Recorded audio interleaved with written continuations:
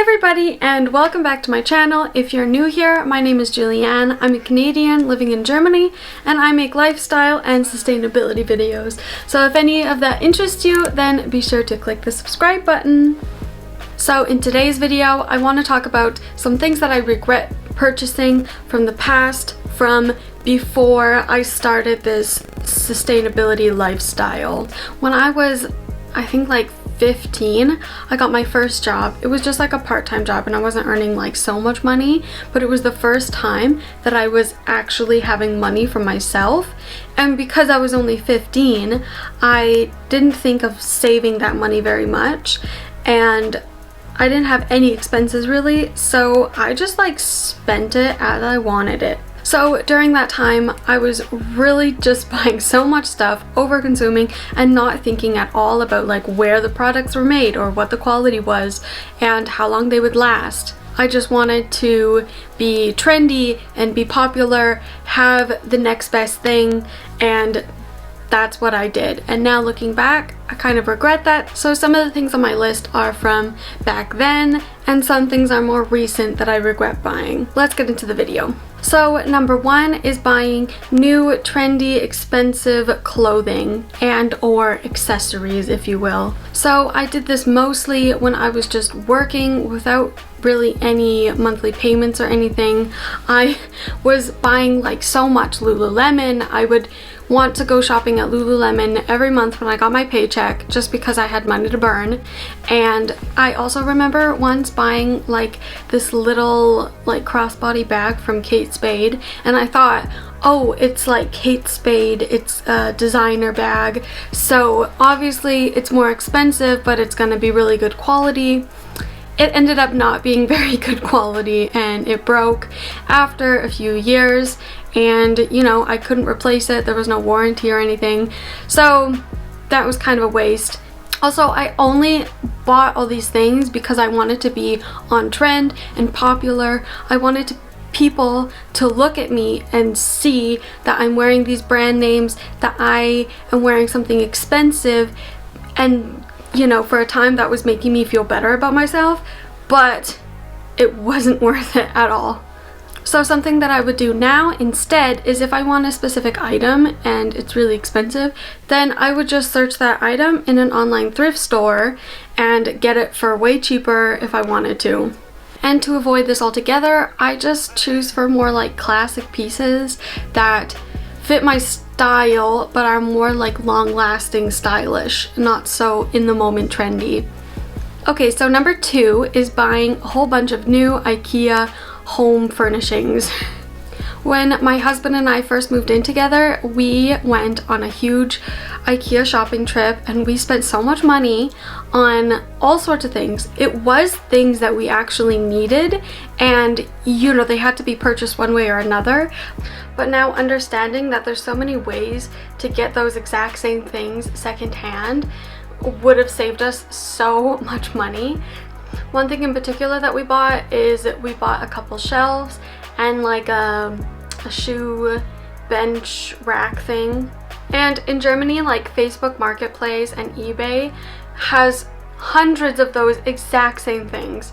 So we could have easily saved quite a bit of money there and just bought them used, because there are like decent quality, and for us they would have been fine. So that's my second regret. So the third thing that I regret buying is subscription boxes. It lasted about a year where I was buying those FabFitFun boxes, and the thing is, I think they were good value if you actually used all the stuff in it, but there are only like a few things that I actually use to this day that were from them, and that doesn't equal the amount that I spent on the boxes for that whole year. So that's the one thing I regret. The fourth thing that I regret buying is bad skincare, especially like lotions, like cheap bad lotions. When I was a teenager, I would always want to go into Bath and Body Works with all my friends, and we would just buy so many things, and they would always have deals where if you buy 3, then you get a 4th one for free. And I accumulated so much like lotions and stuff, and the thing is that I could never use them up, and they weren't even like good for my skin. Like when I use them, they would actually like burn my skin because it's just so heavily fragranced, and that was such a regret. That was so bad and like such a waste of money when I could have been saving that money for something else.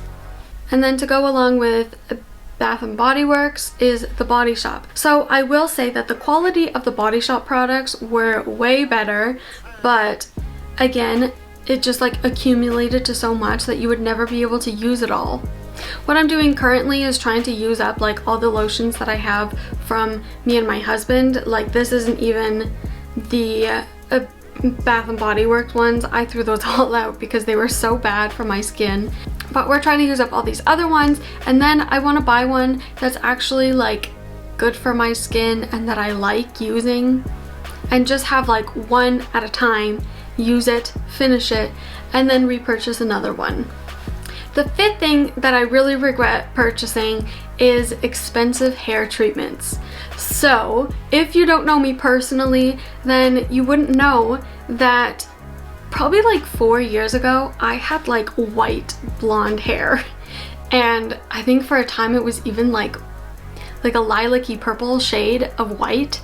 And I loved it. It was so great. That was my dream hair for quite a while. And so when I went and got that done at a salon, of course, because I thought, oh, I want it to look nice, I have to go to a salon to do it. Story time. It didn't work out good. I went to the salon, I spent over $200, and they only lightened it.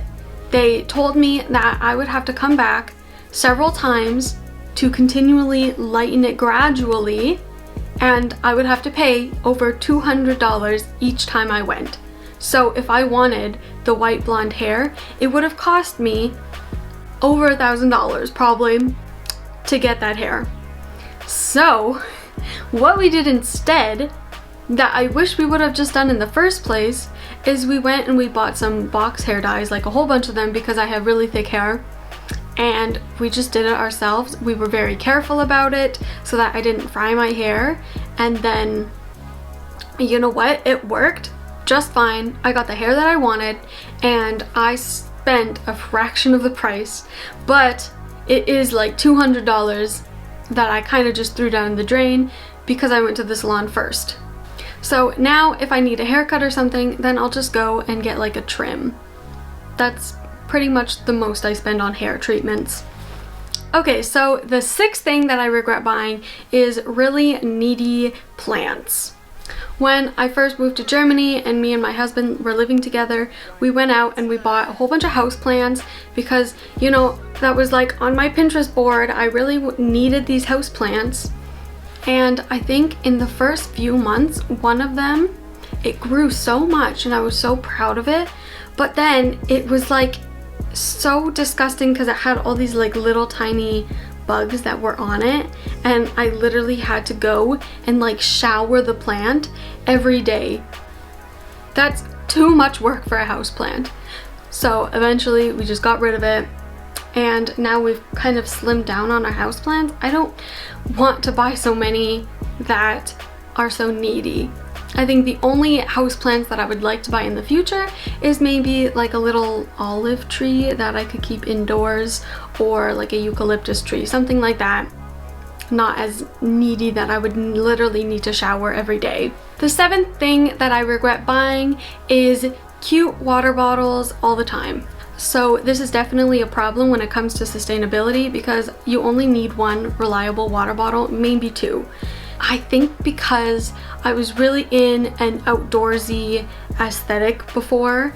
I would want to go hiking all the time and camping, and I wanted to get all of the like new trendy outdoorsy water bottles, especially like hydro flasks, Yetis. I would want just like different colors of them just because, no reason. Especially Nalgene bottles. I think I went through quite a few Nalgene bottles because they were less expensive. But yeah, I got so many and I didn't need them. The Nalgene bottles especially, they weren't great. They were a lot cheaper, but because they're not insulated, on hot days my water would get like boiling. So when I moved to Germany, I just brought my one Hydro Flask water bottle. It has been reliable. I've had it for probably 5 years now, and you know, until it breaks, I'm not gonna get another one. Okay, and number 8, this is the last one. I regret buying low quality, trendy items. So this includes accessories, shoes, clothing, hair accessories even.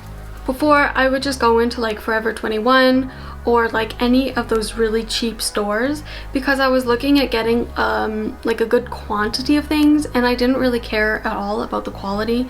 So all those things didn't even last a year, and you know, that accumulates to so much waste, but also so much money wasted as well. And they were just like what that store was showcasing, you know, not my style, not what I really wanted. It was just like what was trendy at the time. So it took me a while to actually figure out what my style is and then shop accordingly.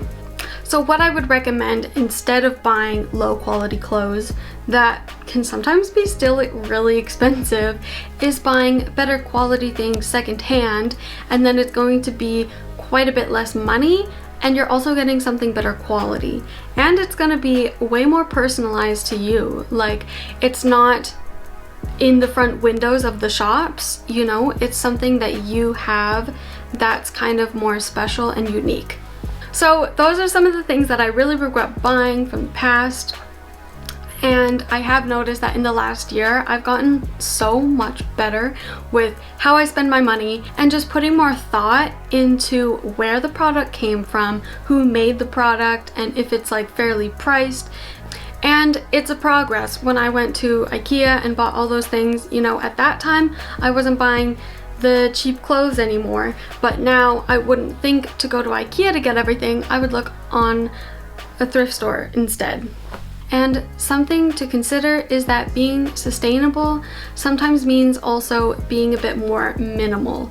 And that's really what I'm going for now, having a more minimalistic approach to skincare and home decor, because when we're over consuming, then that also means that there's more waste being accumulated, and these big businesses have more reason to be overproducing to the consumers. And if you're a big consumer, then the big companies are going to be producing just more and more. I hope you learned something from this video. Remember to subscribe to my channel, like this video, leave a comment of something that you regret buying, and yeah, that's all I have for today. See you in the next one. Bye!